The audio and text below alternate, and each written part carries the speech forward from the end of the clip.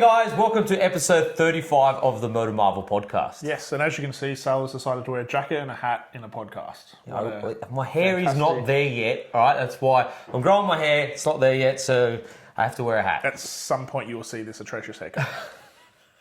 Anyways, we'll get on to the podcast. Because it's important, the viewers need to see. Alright, well there's a lot to talk about today. Let's ignore my hair for once and let's just go on to the podcast, which is what people are here to listen to or watch. Alright. Yeah, okay.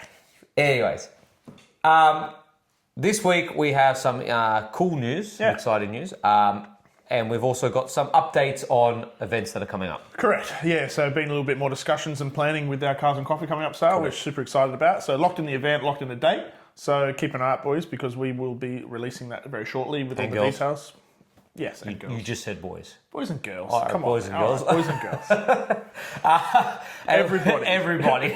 We've also locked in our podcast special interview with a special guest who we can actually say. We can. Which is Grant. Oh, I think we already have. I think Grant from, Porsche Hamilton. Yep. So can't wait for that. That's going to be very exciting because we're going to have a look at the shop. He has an absolute wealth of knowledge across the entire motor industry. Been in it for a long time. Porsche enthusiast, Porsche specialist, one of our favourite brands. Yep.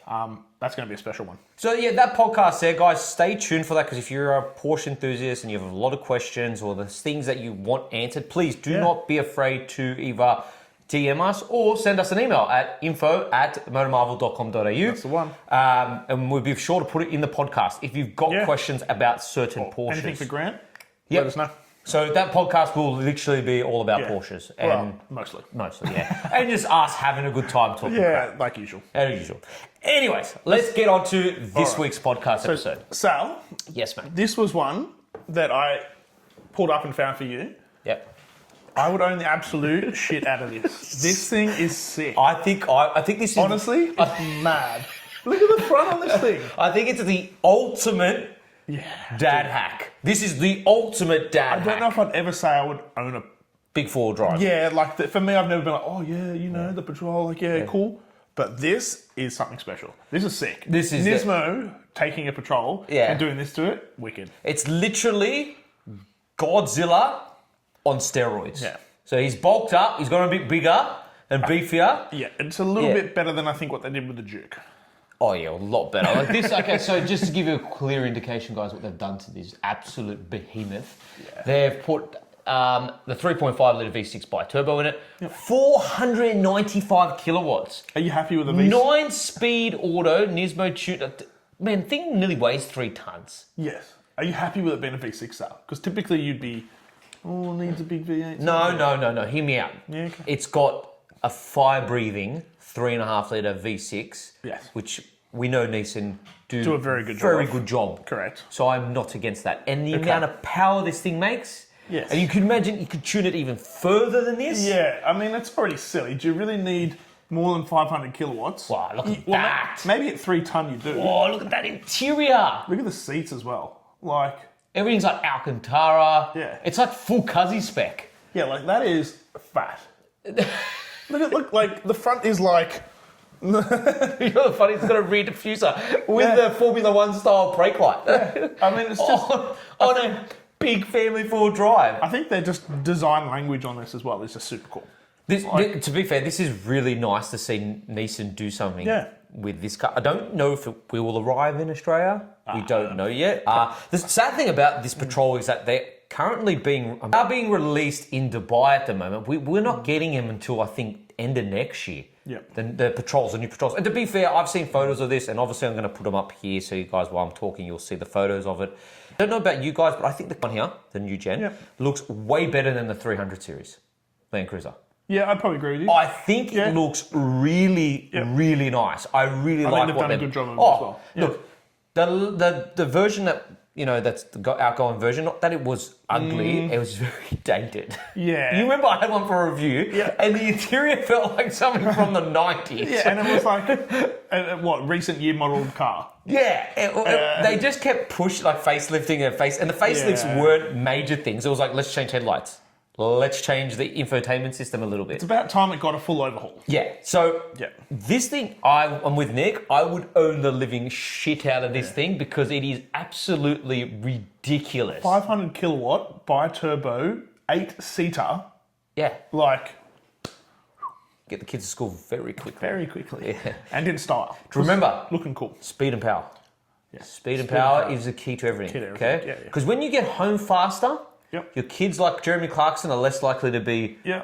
bad, less likely to be glue sniffers. You don't remember when he goes on about I that? remember what he was talking about. I did. That was the good Like, one. It's like, what do you need the power for? The speed. Ah, well, you know. You need it for this. Now, yeah, so guys, I think we're very happy with that. And Absolutely. it's an absolute, I just hope, it comes here. yeah, look, I hope we get it. Look, what does it say here? It hits Middle East and US showrooms this year. Yeah, so right. So there you go. Yeah, Australia, not confirmed, but watching.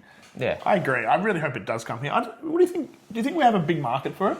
Well, like, you know, if you had to think about this vehicle as in terms of sales here, So do you think we'd sell a lot? No, so I don't think so. So this is the problem, right? We know, both of us, right, that a ridiculous four-wheel drive like this would sell really well in Dubai. You've seen what they do with them. They're silly there. Yeah. They love them, right? Yeah. So this would do really well there. And I understand why Nissan is, releasing it there first and giving them the first preference sense. because they are the target market, right? Then obviously the States would be second. Yeah. I feel like typically we do buy a fair few, though. I'm telling you, the one reason I don't think it would sell well here. Okay. We're known for, off-roading, Yep. bull bars, lifted. Okay. And this is not really your off-roading type vehicle, is it? This is This is your go fast. this has been stupid at the same time, but because it's like a G-Wagon. It's like Yeah, a little bit. It's like let's get a car that was so capable to go off-road. Yeah.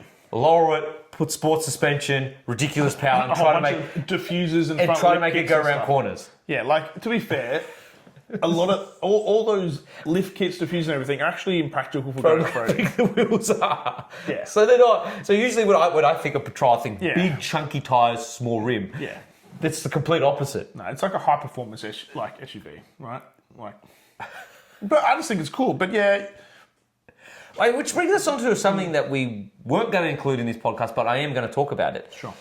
Which we saw Ferrari with the purosangue. You showed me something where they're actually discounting them. well, they're saying if you want one of the cool cars, one of the desirable Ferraris, they're saying you have to buy A purosangue. something else, i.e. a purosangue, and we'll give it to you with a big discount so that we can sell them, and so we can give you the model you actually want. And so they're forcing buyers to have to purchase, I guess, their undesirable vehicles before they will give them an allocation for a desirable vehicle because they're obviously struggling to get rid of them. So this brings me on to this, right? So all these high-performance four-wheel drives, now, yes, they are cool. Without a doubt, they are cool. But I don't think their lifespan is that long. Well, think about it, right? What's a purosangue going to cost you brand new? I believe here in Australia they're over $700,000. How much depreciation on that do you think you're going to get? Ooh, yes. So, but this is That's the thing. They're not special enough that anyone cares to hold on to them or for them to retain their value. So you're going to pay $700,000 for it. Probably in 2 or 3 years' time, it's going to be worth $300,000. See, probably going to have dropped. Like we've seen it with the 40K down BMW, the drain. BMW XM. They stopped that project. Yep. The XM got stopped. Like they stopped that. I see a lot of manufacturers creating these absolutely ludicrous four drives. So they're cool. Don't get me wrong. We both agree they're cool, but I don't think they have enough following to actually sustain sales. Like the Urus does. I don't know why, but it does. I think it's probably one of the most ugliest ones out of the bunch. Yeah, but it's kind of become a statement piece. Yeah, I hate it. I think. Yeah, but I think that's why they sell so many. Because it's a statement piece. I think the DBX is a better looking four-wheel drive. Yeah, but it doesn't have the sort of the following that the Urus does. Yeah, the Urus is just. I'm sorry, but it's just hideous. Anyone that's got one, good on you. Like, I understand you love it, and I hat off to you. Like, good on you for working hard and buying your dream car. I'm not saying anything like that, but I don't think they're a good looking four-wheel drive. You know why I think this is just me spitballing. Yeah. They were one of, I guess. Well, they probably weren't the first, but they were one of the original super SUVs, or what would you call them? Stupid SUVs. Really, they were. Think about it though. We had What? Yeah, because you wouldn't call the G-Wagon proper performance SUV. You wouldn't. It was always around, but the G-Wagon was predominantly an off-roader. I would say it was the first time we had sort of, a supercar brand, Lamborghini, making a high-performance SUV. And I think what happened back then was only the super wealthy and super rich were buying them. Because back then you only had the Cayenne and you had the G-Wagon, let's be honest. And you had Beamers and Mercs and all that. And to be fair, right? they're not on the same tier as an Urus, right? They're just not. Urus is more expensive and seen at a higher tier level than those other cars. You had the Bentayga. Yeah, but it wasn't around then. The Bentley Bentayga's been around for a while. It came out after it. And to be fair, even when the Bentayga first did arrive, the first iteration of it was absolutely ghastly. It was an ugly-looking car. It wasn't nice. No, it wasn't, right? But what I think happened was that became the car for the wealthy to purchase as a statement. Because I have a stupid amount of money and I can buy an Urus. And then it became, have you got an Urus? Oh, well, no, but why not? And honestly, that was the only reason I think they've done so well. But I just don't see any of these performance SUVs lasting. Yeah. They do have a date where they just go, no, they're not going to make them anymore, because at the end of the day, they do have a short lifespan. Yeah. Because they're not like the G-Wagon will always exist. This is the thing. I think the G-Wagon will never disappear. Well, again, it hit a certain market and it had a certain following. Because there's nothing else like it. Yeah. And that's why I think there's only certain cars that can do it. And then when you say, oh, hey, let's make a 700k SUV Ferrari. Does have a V12, but... Which is very cool. To be fair, very cool. And that might, for some people, be worth holding on to. Yeah. It's obviously just not ticking enough boxes. Anyways, we're going to... We do digress a fair bit. Yeah, we do. Let's go on to this. Now, we both think this is absolutely stupid.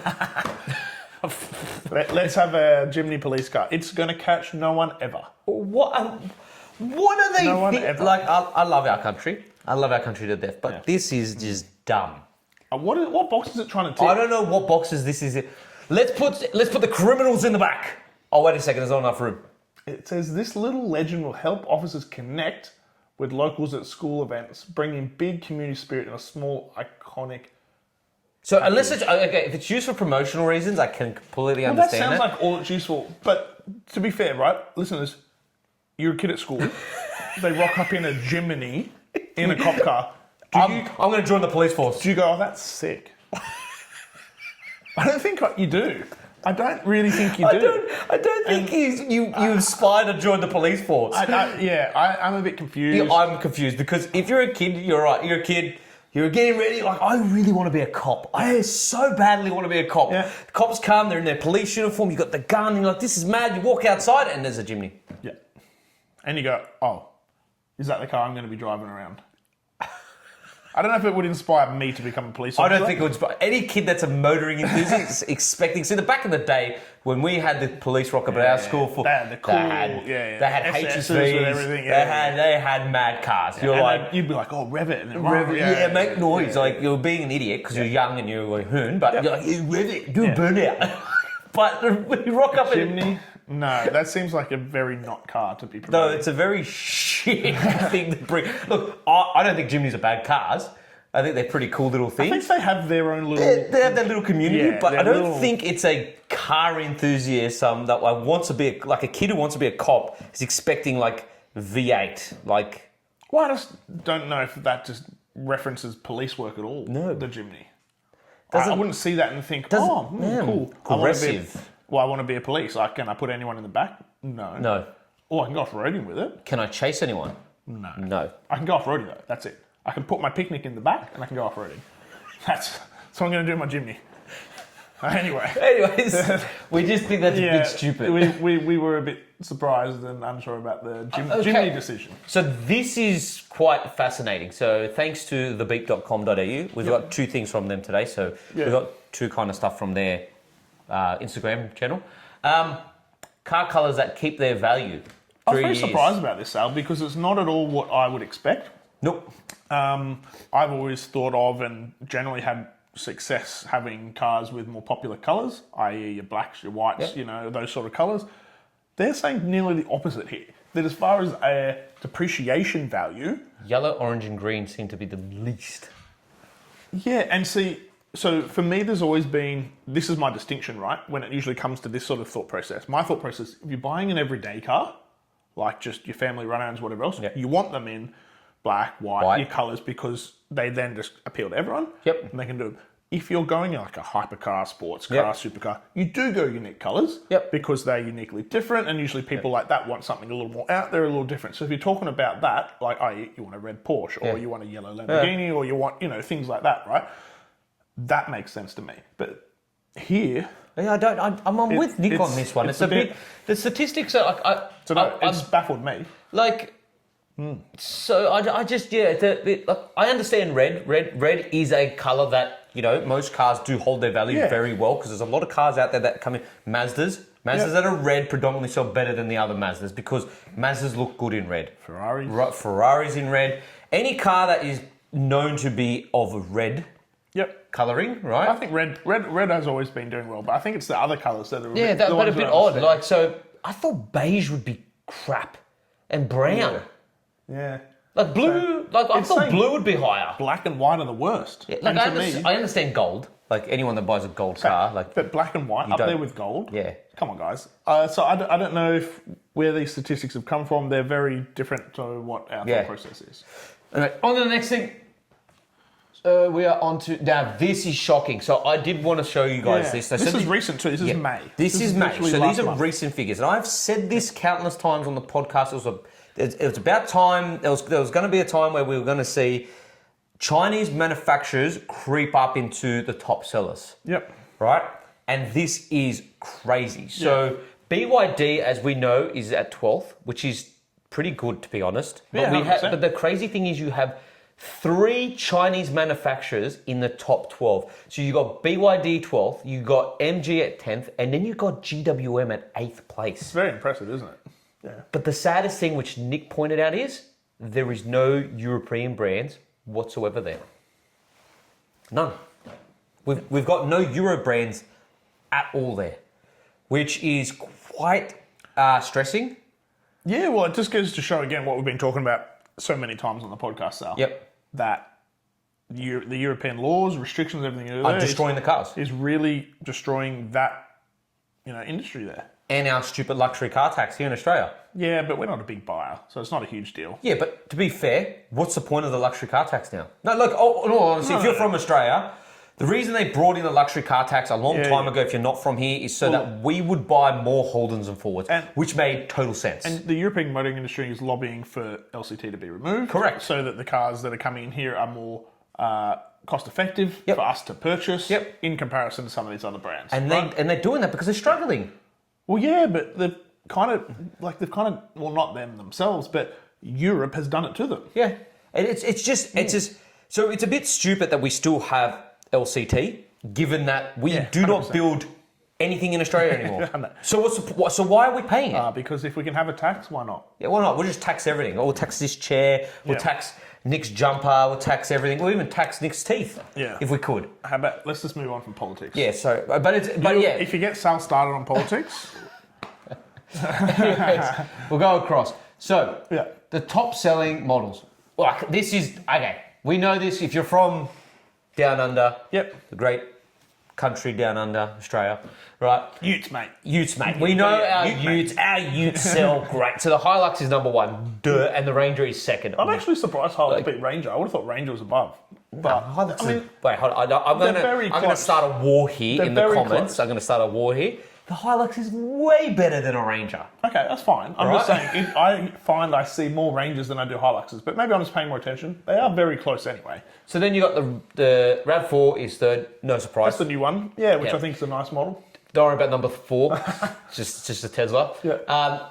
5th is Toyota Prado, which I'm very surprised with that, guys, because the new Prado, I've heard a lot of complaints about, and a lot of people don't like them. So I'm very. What are the complaints? Because I actually think they're a really good-looking car. I think they're good-looking, but there's complaints about the powertrain, and there's complaints about certain build quality issues, which is surprising for Toyota. Yes, so I've heard things. I yet had one for review, so I cannot make a judgment on that myself. So I'm not going to make a judgment on it. And like from what me and Nick have experienced, we both like the initial look of it. We think they look cool. Definitely. Once we get one for review, then we'll let you know. But from what I've seen, I actually do like them. They're obviously doing all right. Isuzu D-Max. Now to be fair, that's my favourite ute on the market. Yep. If you want to buy something that will never break and is the best, it's the Isuzu D-Max. Ford Everest is 7th. Mazda CX-5 is 8th. Toyota LandCruiser is 9th. Hyundai Kona is 10th. Hyundai Tucson is 11th. And the Cherry. Yeah, Cherry making it in there. Well, to be fair, that is a really cheap car. That car is so cheap. There's no surprise it's there. But yeah, from this list, guys, it's actually mind-blowing to think how fast they have come, the Chinese, from where, like, you go back 10 years ago, you would never expect them to be in the top 12. No, globally. Not even the top 20 of Australia's best-selling cars. No. Right? It is mind-blowing to think that they're in there. Even this list, right? Look at it. It's just dominated by what Japanese brand? Japanese and one American brand. Yeah. But like that is insane for like 3 Chinese manufacturers to be in top-selling brands of 2025. Yeah.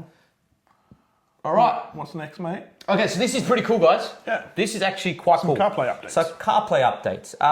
Now, as we know, we all use CarPlay. We love CarPlay. CarPlay is very, user-friendly, very easy to use. Very good. Right? Yeah. And it's cool. They're doing updates to it, which is quite interesting. Yeah. So, Nick, run everyone through them. Yeah, so look, obviously new interface here. They've made it a bit more modernised, made it a bit easier to see, a little bit easier to use, that sort of stuff, which is always good. A little bit more user-friendly, easier to see your messaging now. They've also, I think, added some emoticon stuff and a few things that you can do directly from CarPlay, which is cool. So a little bit more, I guess, usability there, which is nice. We got smaller call alerts, so I guess people have been having complaints sometimes they're a little bit large across their screen, but I think it's to be fair, that is one annoying thing about Apple CarPlay is when you're doing something. Say, for example, Maps up. Or like you're trying and the whole call takes and the whole call just takes up the screen and it gets rid of everything and you're just like, well, I was doing something. Yeah, which is fair. So it looks like they've changed that, fixed that up. This is cool. Activities, real-time updates as you go, which is pretty cool. I like that as well. And the last one is pretty cool. Customizable widgets, which is nice. So that means you can move things around and customize the screen a bit more to because on the home screen at the moment now, it's just like an opened iPhone. Well, it's just like the maps plus some map settings and a couple of buttons. Yeah. Whereas this will allow you to kind of have your own home screen with whatever things you want shortcuts there for easier access. A lot of this has to do with the CarPlay Premium or the Lux one we saw in the Aston? Yeah, I think maybe some of that's coming. Maybe it's coming down now. Maybe it's trickling down and Apple's going, you know what, we might as well put some of these features into CarPlay, updating it, making it a bit more user-friendly for people and customers. Which, look, to be fair, which is cool. I think CarPlay did need an update. It has been around for so long and nothing's really changed with it. No, it's been, I think, small stuff, but it's been pretty similar for years now. Yeah, so this is cool, and I can't wait to actually use it on... once it gets updated. Yeah, and then, we'll do that. All right, last thing. What do we got here? This is what we were talking about. It is what we were talking about, Sal. So these guys are talking about what Nick was talking about with the purosangue, which is... quite interesting, like we said, and kind of makes the first part of the podcast, this part of the podcast actually irrelevant. Yeah, well, look, we don't really need to talk. Because we already spoke about it. We already spoke about it. We jumped ahead of this one, We jumped ahead badly. But yeah, look, and that's just, I think a sign of what's happening in those sort of supercar markets at the moment anyway, is that they are probably finding it a little difficult to sell some of the cars that were a little bit, undesirable. Well, apparently I heard that apparently Ferrari's getting a lot of feedback not to build their EV. Yeah. Like there's a lot of saying, what are you doing? Well, and I think they're second guessing the actual production and release. Yeah. These are skeptical, like these aren't... Yeah, just things you've heard along the grapevine. Yeah, that may or may popped up. Like I don't trust anything that's ever come out until it comes from the factory itself. Yeah. But I wouldn't be surprised. Why would you want to buy an electric Ferrari? It's not why I would go to Ferrari. You go to Ferrari, it's like we've said all along, right? You go to certain brands for certain things. Yep. And they're known for doing certain things very well, or, all for. I would never think of Ferrari to go there for an EV as my choice. No, I don't. It's just...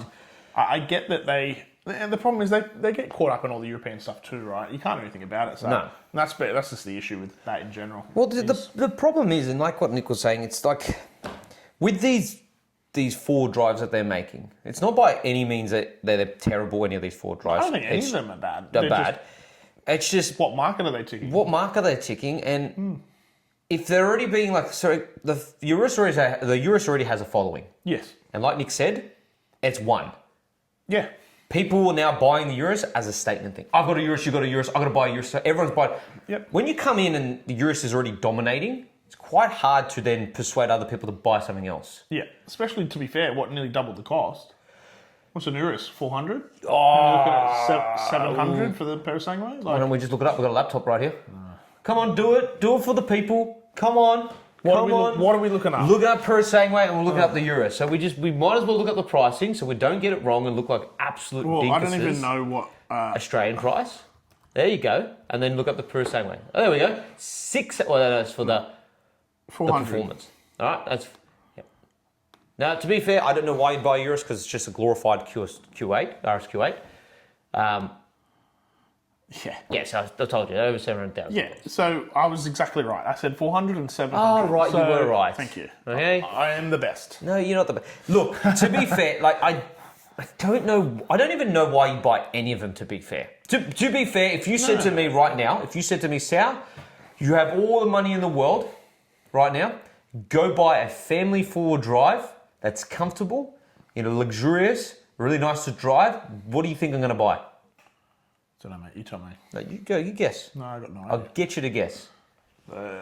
Nissan Patrol. No, I wouldn't get this. No, I would want to get... But that's not even here in Australia. I'm SQ8. talking about right now in Australia. SQ8. Nope. I don't know, mate. I'd get a Range Rover autobiography.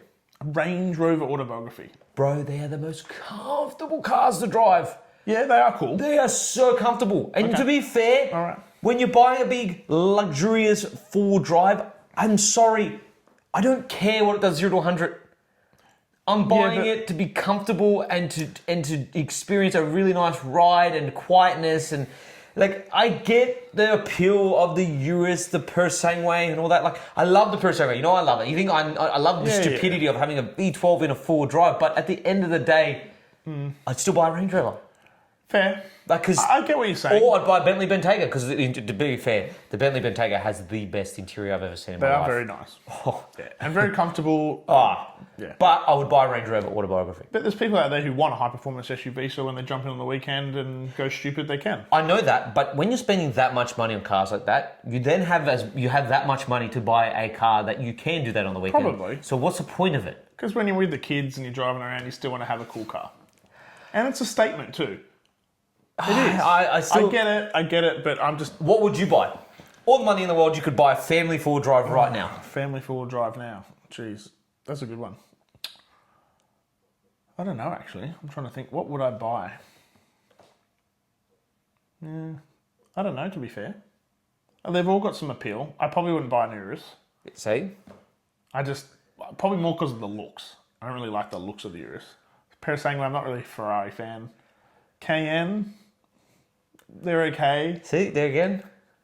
I honestly don't know. Yeah, so I'd buy the Range Rover because I've driven... Yeah, I honestly don't know. Absolutely loved it. Look, I know they are renowned for unreliability issues. Right? They're the most unreliable things in the world. The autobiography things, aren't they? Nearly 400k? Yeah, but I'm saying there's no money. Like, the money's not an object. I'm just saying, to have unreliability problems with the... No, but that's why you get 5 years warranty or whatever the warranty is on them, and then you just, once they're done, you just get rid of it. Yeah, fair. Do you know what I mean? But you would buy one of those. Don't buy second-hand cars. Hey, shut up. I look after my cars like honestly, like it's like my child. Yeah. You know that. I really, really look after my cars. Shut up. Of course I do. My cars, I love my cars. Anyway, let's wrap this thing up, mate. Other than that, guys, so thank you so much for watching. Don't forget to like and subscribe. And to not miss out on anything, please follow us on Instagram and on TikTok because that's where all the stuff for the Cars and Coffee events. Yep, all about to be released. Oh, and obviously our website. Yeah. Forgot to mention that. Our website is in the link just below, the description just below. But yeah, thanks for liking and subscribing. And if you haven't, please do so. And hit that bell icon so you don't miss another time we make an upload like this. Yep, hope you enjoyed it, guys. We'll catch you on another episode of the MotoMarvel podcast.